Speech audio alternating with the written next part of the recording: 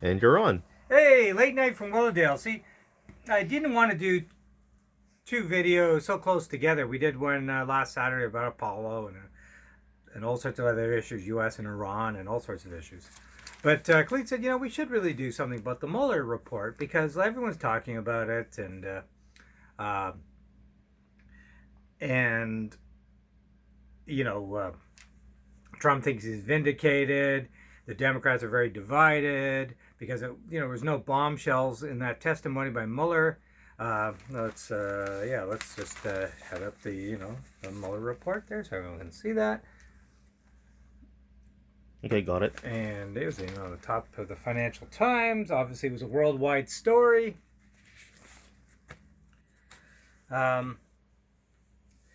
So, yeah, Robert Mueller was not ready for prime time. Everyone, he's wooden. He was he seemed confused. He didn't seem he knew his brief. He didn't seem he even in some ways had even read his report. But Robert Mueller supervised the report. He didn't write the report in a sense. He supervised its writing, and he was a reluctant witness. He didn't really want to be there. He figured, I've done the report. I supervised the writing of the report, and I want to not having to do with it. But he went to Congress and testified to the House of Representatives, and his testimony, was to say it wasn't that exciting would be an understatement. And lots of people have descriptions of how it all went. I watched the first half, and I was surprised at how bad he was. Actually, I felt kind of sympathetic for him because I thought, I know you don't want to be here, and I know you're an exemplary public servant, and everyone's talked about his history. FBI director, decorated Marine, you name it. So, but he seemed befuddled. I guess befuddled is a good word, eh? Befuddled. Befuddled, yeah. Discombobulated, that's a good one. Discombobulated. That's a popular one. But in the afternoon, which I only watched part of it in the afternoon. I watched the morning, but in the afternoon I watched part of it. He was better in the afternoon. But the bottom line is this. He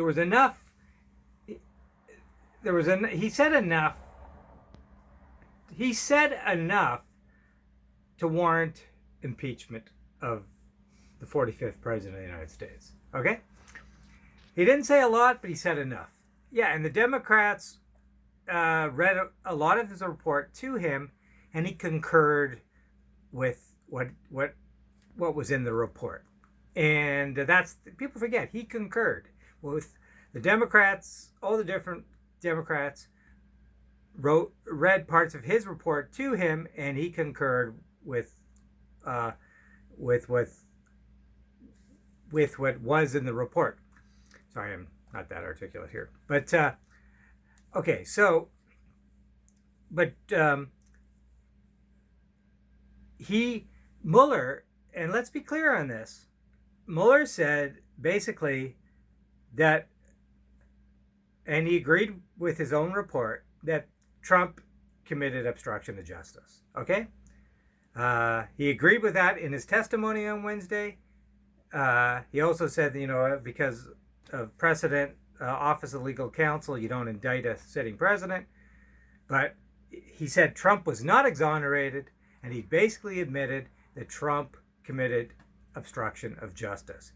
And in his report, the report outlines 10 incidents of obstruction of justice, okay? 10. The famous ones, let's be clear, firing James Comey, the former FBI director, and then the classic with Don McGahn, the White House counsel. That is the classic where Mueller did not disagree with what they read that back to him, and he didn't disagree that the firing of Don McGahn was obstruction of justice. Not the firing. Asking Don McGahn to fire somebody. Donald Trump asked his White House counsel, Don McGahn, to fire Robert Mueller, and McGahn refused. And And on top of that, to fabricate a paper trail. Right. And then when the New York Times reported the story that McGahn refused to fire Robert Mueller, and Don McGahn said the New York Times story was correct, that Trump had pressured him to fire Mueller, President Trump asked Don McGahn to deny the New York Times story, which he did not. So that's a classic obstruction of justice if there ever was one. And then there was Corin Lewandowski, one of Trump's I think he was a former campaign manager for Trump. Somebody outside the sphere. He asked Jeff Sessions. Right. He basically said Sessions, the now former Attorney General, to get rid of Mueller. I'm not. Everyone knows what I'm talking about here. So there were a lot of attempts by Trump through surrogates to get rid of Robert Mueller. Okay, obstruction of justice, obstruction of justice, obstruction of justice. And then he lied on Mueller's right, and then on the questions, that he never agreed to a one-on-one interview with Robert Mueller. Trump did. Trump never agreed to a one-on-one interview. So the Mueller team submitted questions, and Trump lied. Mueller said yes, the answers were untruthful. They were not truthful. Obstruction of justice again. Mueller said on Wednesday those answers were not truthful. So there you go. The written answers back to Mueller. So there's obstruction of justice again. And then there's, of course, encouraging Paul Manafort to stand tight. There might be a pardon for him. It goes on and on and on. Okay, so all these people that said, all these people on the, say that Trump did not obstruct justice. That's ridiculous. And let's face it. Okay, let's get to the crux here. Trump has obstructed justice. Okay, Richard Nixon resigned because of this. Richard Nixon. Let's go through the history of impeachment very quickly. The only elected president to be impeached was Bill Clinton. Okay? Only one. Andrew Johnson was impeached. But he was never elected because he became president after Lincoln was assassinated. Okay? Andrew Johnson was never elected president. He became president after Lincoln was assassinated because he was Lincoln's VP. But Andrew Johnson was impeached, but he was never elected. Bill Clinton is the only elected president of the United States to be impeached by the House of Representatives. And of course, the impeachment was over. He was acquitted in the Senate, so he continued to be president, and he was extremely popular after that because that backfired on the Republicans, and most Americans thought being impeached over a consensual sex act. We have to remember that. Bill Clinton was impeached because he lied about a consensual sex act with an adult. Okay? He lied about it, so he was impeached. Really? High crimes and misdemeanors? Really? Incredible. Okay? Richard Nixon was never impeached because he resigned before impeachment. He resigned before that was too much. Yeah. And Richard Nixon was resigned because they were going to impeach him for obstruction of justice on many different issues. So Richard Nixon resigned before impeachment. Andrew Johnson was impeached, but he wasn't elected president. He became president after Lincoln was assassinated. Bill Clinton is the only elected president of the United States to be impeached, and by the House of Representatives. But he was impeached because of a blowjob. Okay, that's why with an adult. Okay, a consensual sex act with a consenting adult, and he was impeached because he lied about it. Okay, that's why Bill Clinton was impeached. All right. Donald Trump deserves impeachment because he's obstructed justice because the fact that Donald Trump invited the Russians to help him get elected. and he's been covering it up ever since. And that's why we have all these obstructions of justice. Okay? Yes, I agree. Mueller said in his report, there was no collusion, really, no conspiracy, just unethical behavior. Donald Trump invited a foreign power, and for what many people see as a hostile foreign power, Russia, to help the Trump campaign defeat Hillary Clinton. Okay? And this is where it all stems from. The Trump people were more than willing to have Putin's people help him defeat Hillary Clinton. Okay, and then you get that's when you get into the obstruction and to the all of that. The side issues. There was another issue there. Obviously, Michael Cohen paying off the Stormy Daniels and the other person for the affairs. Campaign financing, right? Yeah, they violated campaign finance rules because those were considered campaign finance donations. So that's a whole other issue that had nothing to do with Russia. It's just that they accepted something of value to a campaign. But, they thought that if that had come out before the election, that would have affected things. So they hushed it up, paid off.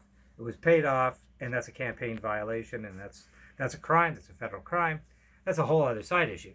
But a lot of these obstruction issues come down to the fact that Trump invited the Russians to help him defeat Hillary Clinton. And the Russians more than obliged. Okay? And there's so much evidence on that. Today's front page of the New York Times,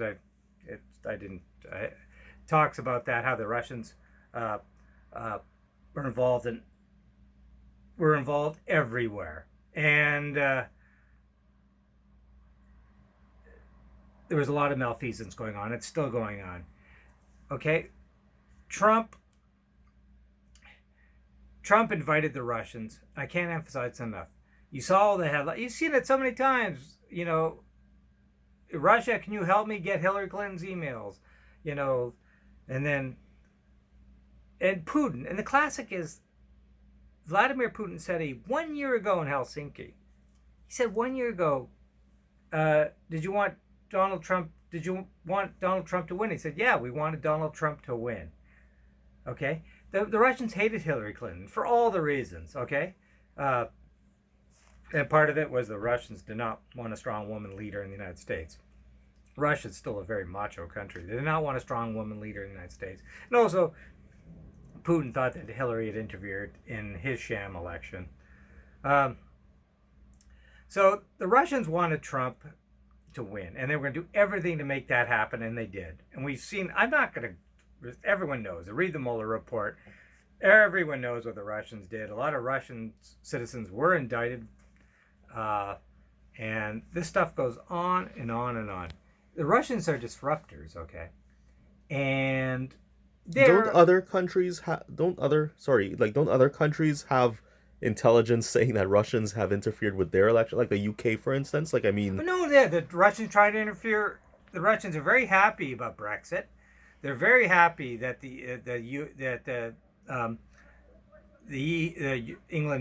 Britain is leaving the EU. They try to interfere in the Dutch elections. They try to interfere in the French elections. They try to interfere in the German elections. They want to be the big disruptors. Russia is a declining power. Okay, it's kind of a pathetic kind of petrostate, and it doesn't. And they don't have a lot of power in the world today. They're a very weak economy, and they still can do so. They have military power. They have cyber power. They can conduct cyber warfare, but they're just trying to be disruptors on the world stage and trying to, basically weaken NATO, the European Union, weaken the United States, weaken its allies, because they're. And that's one thing they can do. They'll never be the Soviet Union again. And I know that's why Putin is popular in Russia, because a lot of Russians want the Soviet Union to be reincarnated. But that's not going to happen. Humpty Dumpty made a big fall, and Humpty and Dumpty won't be brought back together again. Okay? So, sorry, all you Russians. Humpty Dumpty, it's over, But that's Putin's job. look, China's an emerging power. China has lots of problems too. Okay. China's an emerging power. They're a powerful country. They have a strong economy. Yes, there's lots of problems in China. Believe me. Human rights issues. Look at what they're doing to the Uyghurs in northwest China. It's basically Nazism, really. China's a country full of problems. Okay, and they're not the powerful country everyone makes them out to be. But yes, they're far more powerful than Russia. And China's trying to extend its influence, and even in Russia, they're trying to extend their influence. In Siberia, and the Russians resent it. And their Belt and Road Initiative is being resented by a lot of people because they're trying to extend their influence, and a lot of bad things come with that. All sorts of great games are going on in the world. In Somalia, there's lots of great games going on in Somalia. The Emirates are down and dirty, trying to influence events in Somalia. Like, there are all these little great games going on in the world. They always talk about the classic great game in the 19th century, Afghanistan. The Brits and the Russians fighting out in Afghanistan.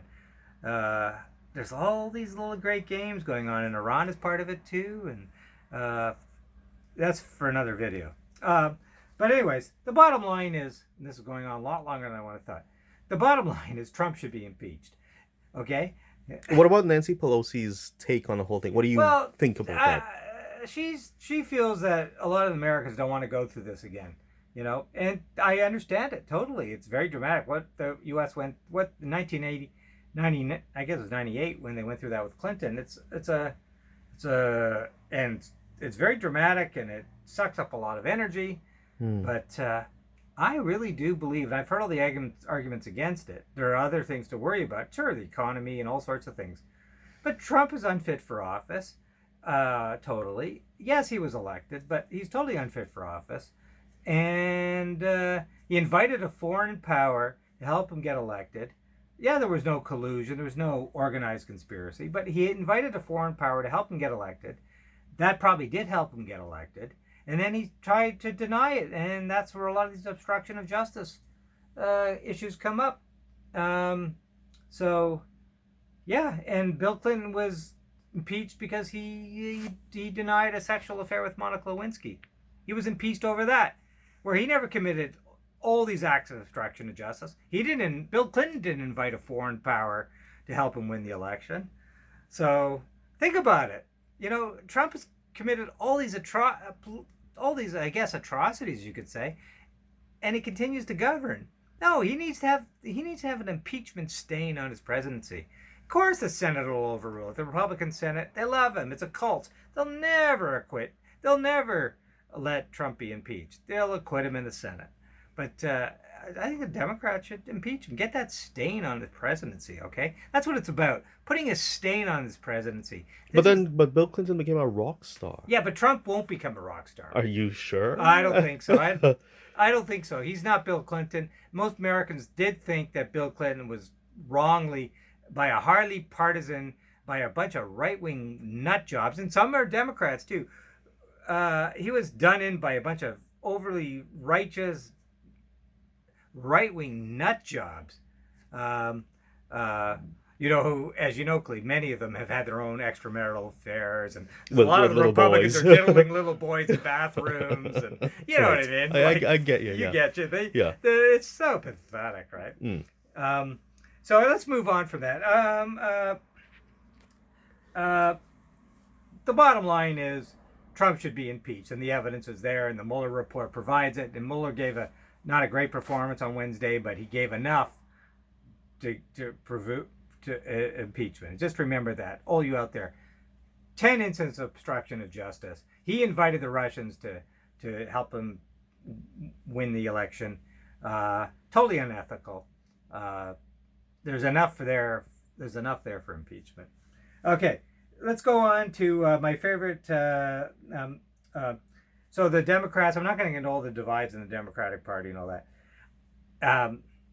But I do want to say, I still don't understand why Bernie Sanders is allowed to be on the stage with all these other Democrats. He's not a Democrat.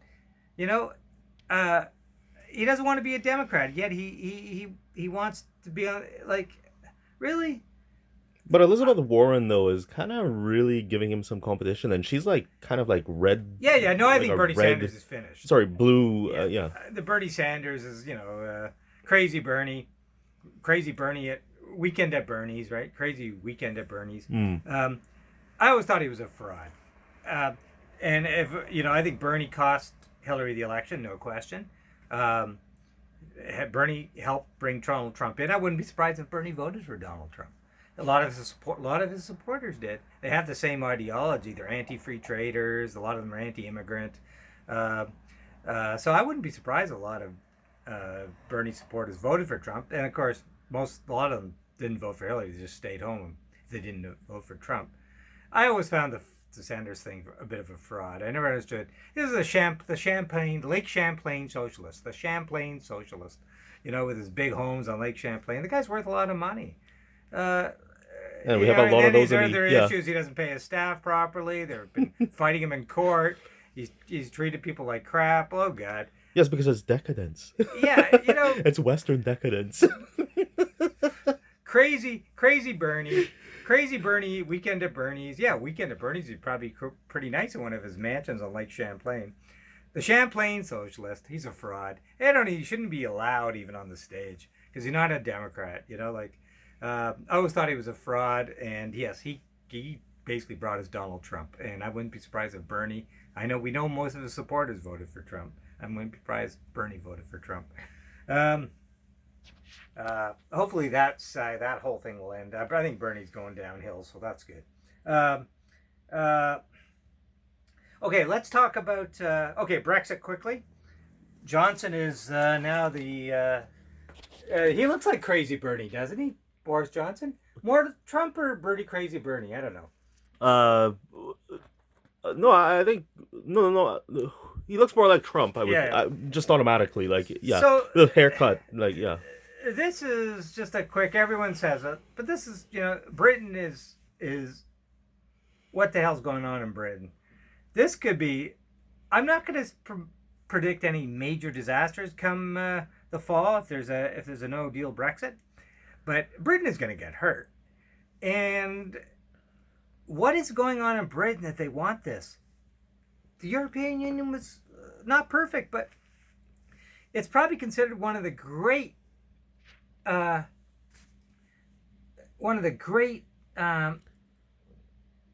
institutional, I don't even know how to say it, but it was a post-war institution set up so there'll be no more wars in Europe. Because generally when you trade with each other, you don't fight each other. They always say about the McDonald's. If there's people who have McDonald's in their countries don't fight other people who have McDonald's in their countries. That's brilliant. But I don't know if that's still true today, but that was true. That was true for many years. Is there McDonald's in China? Yes. There you go. Yeah, so there you go. And there are McDonald's in Russia. And I think McDonald's shaky. But the bottom line is, true too. The European experiment is one of the great historical experiments that was a success. Okay, following the Second World War, there was the European Common Market, and then it turned into the European Union, and then the Eurozone, and this is a successful experiment. And the European Union is a powerhouse economically, more powerful than the United States. And why Britain would want to leave it, I'll never know, because Britain there are people in Britain who still think they're an empire. Okay, they have this massive empire. Well, they don't. They don't. Their empire ended when the Second World War ended, and the United States became the global power, and it's over. And yes, they still have a powerful military, and they have nuclear weapons, and their economy is still big, but their empire is over. So, and I don't think a lot of Brits really have ever come to terms with that. Their empire is gone. The sun is set on the British Empire. This Brexit thing is going to seal the deal. I'll tell you. If come October, if they leave, there's going to be chaos. And I'm not saying it's going to be permanent. I'm sure the British economy will recover, but I'm not. But they should have a sunset clause. But the fact that they should have a second referendum. True. To begin with, because a lot of Brits have reconsidered this. have a second referendum. Most Brits would probably vote for staying in the European Union, and that would be it. No, that they know what it is. But Boris Johnson, I don't see it happening. He's like Trump. He's a lot brighter than Trump. Don't get me wrong. He's a brighter guy than Trump. I would agree. Yeah, he's a brighter guy than Trump. He's like Trump. He doesn't like reading briefing papers. He doesn't know a lot, but he's a bright guy. So maybe he'll reconsider, but I doubt it. That's why he's there, because a lot of conservatives want to get out of the European Union. So okay, well, everyone knows what's going on there. It's just very sad, and the Brits have got to get over the fact that their empire is gone, and they won't get a trade agreement with the United States right away. That's for sure. Oh my God, yeah, hard it is to get a trade agreement with the United States. Just ask Justin Trudeau, and so really. So let's move on to Justin Trudeau. The New York Times had a piece today, some environmental activists in the U.S. saying, Justin Trudeau is a fraud when it comes to the environment because he supports, climate. He supports the Paris Climate Accord. And he supports the carbon tax and all that, but yet he still supports pipelines. And the article was we should keep the natural resources in the ground, and that's a valid argument. I'll get it. That's a valid argument. But I thought, really, you can say that as some environmental, probably a wealthy environmental activist doesn't have to. Justin, he doesn't have to make the big decisions. This guy probably drives an SUV and lives in a nice air-conditioned apartment or a condo, whatever.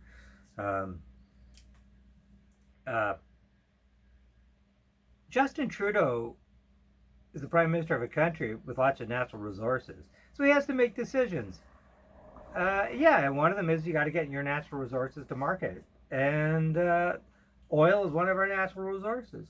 So he saying that because Justin Trudeau supports one pipeline, and the Canadian government bought one pipeline, which is just being expanded, is that makes him an environmental criminal. That's a bit over the top. He has to make decisions. He's the prime minister of a big country. He has to make decisions. This is why these eco freaks are so nauseating. Really, like one pipeline, the expansion of one pipeline. What about the Greens, Andrew? I mean, I know, and I disagree. I like the Greens. Everyone knows that. But this is the one I disagree with them on. I know Elizabeth May and the Greens say keep the natural resources in the ground, keep the bitumen in the ground. That's what this guy was advocating too. I don't think. But I don't. Just because I'm. That's right. I disagree with them on that, but doesn't mean I'm not going to vote for them because I agree with them on lots of things. But I think one pipeline and oil eventually will. People will not need oil as much anymore. Eventually, we're going to find if the world survives, which I doubt, we won't need oil as much anymore. But we still need oil. Still need oil to fuel the planes, to take all these environmental activists to their different conferences, and fuel their SUVs and fuel their cottages in the Muskokas. And Prince Charles, he's been around the world in environmental conferences and stuff, and his greenhouse gas emissions have been up like doubled in the last year. So exactly, and he's a big travel. Environmentalist. Yeah, everyone's a hypocrite. Okay, right. So, but anyways, the bottom line is, I'm not a fan of Justin Trudeau, and he's a bit of a fraud when it comes to the environment. But he is also the prime minister of a country where he has to make compromises, and it's important to get Alberta oil to world markets, and Alberta's landlocked, and British Columbia is the closest place to do it. And one expansion of one pipeline, I don't see as the end of the world. And I think sometimes, you've got to look at the reality as opposed to this high and this pie stuff. And like I said, most environmentalists are hypocrites. So I mean, I think Clint. I think that's air conditioning, right? Like I was talking about air conditioning. You're gonna have to be quick about this. They were saying in Europe one. with this second heat wave they've had in Europe with incredible temperatures, like temperatures in the 30s in Amsterdam, which is unprecedented, 40s in Paris. And a lot of Europeans don't have air conditioning, which I think is great. And this was a report in the New York Times, and a lot of Americans just don't think this is weird, right? because everyone has air conditioning, and that's true of the U.S. and Canada. I think air conditioning is an abomination in a way. Like, I grew up without it. We had heat waves when I grew up. I don't have air conditioning in this cluttered small apartment, and I think air conditioning it's a huge tax on the electricity grid. How much it contributes to climate change, I'm not sure. It used to be very detrimental to the ozone layer. I think they cleaned it up a bit. Yeah, air conditioners are now like CFC free or Right, whatever. right. They're better. Yeah. But there's still a huge tax on the electricity grid. So, really, they're not environmentally friendly. It'd be better if we had office buildings. You could open up the windows, have the big ceiling fans, as you see in many parts of the world. We over air condition places. Bars are way too cold. The subways are way too cold.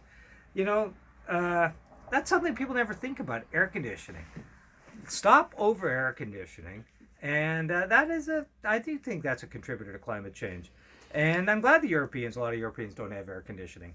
So anyways, as we get into another hot weekend, yeah, minimize your air conditioning use. Can we wrap it up? I gotta go.